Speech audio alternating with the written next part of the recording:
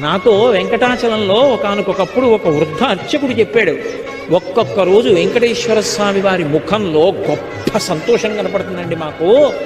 అలా కనపడింది అంటే మేము మరునాడు వస్తున్న వాళ్ళని చూస్తాం, ఎవరో ఒక పరమభక్తుడు వస్తాడు గుడికి అని చెప్పారు. అలాంటి వాడు ఒకడు వస్తాడు, లక్ష్మి. వాడు హుండీలో డబ్బులు వేయడానికి ఇలా చేయి పెడతాడు. వాడేం పెద్ద పెద్ద కట్టలు వేయడు. వాడు ఒక పావలా కాసో 2 రూపాయలో వదులుతాడు. వాడు వేస్తున్న డబ్బు కోసమని నేను హుండీలో ఇలా చెయ్యి పెడతాను. అది మిగిలిన డబ్బులో పడదు, నా చేతిలో పడుతుంది. అది తీసి ధనదుకు వడ్డీకి ఇచ్చి కుబేరుడి వడ్డీ దాంతో కడతాను. కొంత నేను డబ్బు ఉంచుకుంటాను. నీకో చమత్కారం చెప్పనా? ఇంతమందికి ఇచ్చేవాణ్ణి పరమభక్తుల డబ్బులతో జీవనం గడుపుతూ ఉంటాను. వింతలేల చెయ్యుచుండెదను కొండ మీద. ఆశ్చర్యకరమైన పనులు ఇలాంటివి చేస్తూ ఉంటాను.